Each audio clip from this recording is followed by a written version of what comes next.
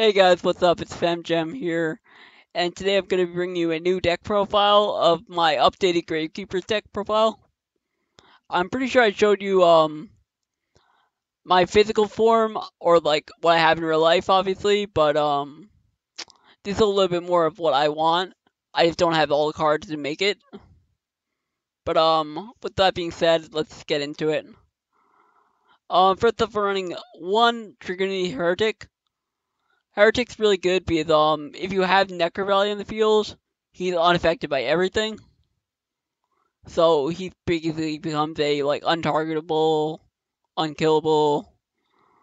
Like if someone runs a compulse on him, it doesn't work because obviously he's unaffected by it. That's pretty cool. Um, I run 3 Commandants. Commandants is basically just your searcher to get Necro Valley. Ever since terraforming went to 1, it's a little bit harder like to get Necro Valley. Obviously, if terraforming was at 3, you'd obviously run it, but since at 1, I just don't choose to run the 1 of. So, technically we're running 6 Necro Valleys. We could be running 9, but since terraforming's at 1, I just not gonna run it. We have 2 Spiritualists. I used to do 3 of these, but I bumped it down to 2 because it's cool to see in your hand, but at the same time, it's not bricky. It's just that it's bricky if you don't have another if you don't have Necro Valley and you don't have like another Gravekeeper monster. It's kind of bricky. Your Flavy usually use it for effect to go into the fusion. Basically when he's on the field, you can use him and another Gravekeeper monster to go into a fusion monster. I run 1 Descendants for board wipe or board clear. He's pretty good effect. He has the effect where if you sacrifice another Gravekeeper monster that's on the field, you basically can destroy another card on the field. So that's pretty good for board removal. I do run the newest card, a Dark Honest. This card came out pretty recent. This is basically the new Honest for Dark Monsters. Like as Honest is for Light Monsters, it's for Dark Monsters. So when your opponent attacks, obviously you play Honest, and then you automatically pretty much just win the battle because your monster goes up by however much attack points the other monster has. I think that's what the effect is. It might be a little bit different than Honest, but I know that's what Honest effect was. Once per turn during your main phase, you can return this phase of quick effect. You can send this card from your hand to the graveyard. That opponent monster loses attack. Actually, it's kind of cool. It doesn't make your monster gain any attack, but it makes sure that the other monster loses the attack. So it's pretty cool. I guess it's a little bit different than Honest, but it's basically the dark version of Honest. I run 3 Recruiters, obviously for once he's destroyed, you get to search out another Gravekeeper card. So that's pretty good. A 1 Headman. I was running this at 2, but I kind of felt like it was bricky. Basically, when Headman summoned, you get a level 4 Gravekeeper monster from your graveyard to the field, and it's also unaffected by Necro Valley, so that's good. Because obviously graveyards aren't really a thing when Necro Valley's on the field. I run 3 Lure of Darkness for draw power. For our searcher, we run 3 Necro Valley Throne for searching out any Gravekeeper monster we want. I run 3 Royal Tribute because it's a pretty big game changer. Like if you go first and you get like let's say your fusion onto the field and maybe a Necro Valley, you activate Royal Tribute. It basically both players to discard any monsters they would have in their hand.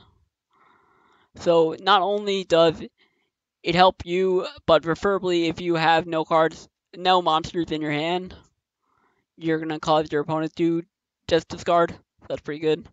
Cosmic Cyclone for obviously Mystic Mind players, and then also just background removal. This is for control aspect of the deck. Basically, if you have Necro Valley, a card, a monster, and or a Gravekeeper monster, and this card, basically your opponent can't special summon unless they're playing Gravekeepers, which usually you don't run into a mirror match very often in this game, or especially for this deck. Then obviously the Crown Jewel, you run 3 Necro Valleys. Obviously, it's your number one field spell. It's like a field spell that's just so good that people even choose to run it like outside of Gravekeeper decks.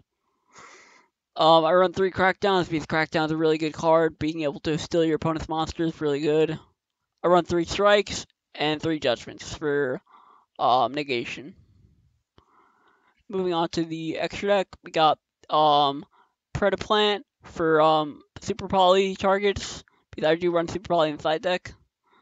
Super Poly target, Super Poly target. This is the one card that you actually need to run in here. 3 Gatekeepers Supernaturalist. This is your big fusion. Basically, when he's on the field, he becomes like, I think 3,200, 3,300, depending on what you use to fuse it. And it also protects your Necro value from cards like MST or Twin Twisters, something like that. So, and it also protects itself. It can't be destroyed by like Mirror Force or Dark Hole or something like that. I run this for obviously Super Poly target. He's just a board wipe in the sense of like he's kind of like a Dark Hole on his own. And he's very easy to make. You basically just make an XE, then you can go into him. I run Tornado Dragon for the back row removal. He's very good because he can basically cause your opponent to have to always summon in defense. So it's stop your opponent from attacking. He's really good just because he steals your opponent's monster. It's also this new Link monster is level 5, but you can use one of your opponent's monsters as a Link, so using that is pretty good. Unicorn is pretty self-explanatory. Remove card. But send a card back to the deck. Back row removal, and then obviously put a card back in the deck.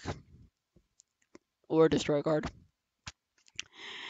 Lastly, moving on to the side deck. We got 3 Twin Twisters for the Mystic Mind players for the back row removal. Super Poly, obviously, because we have Super Poly targets, so it's nice to run Super Poly.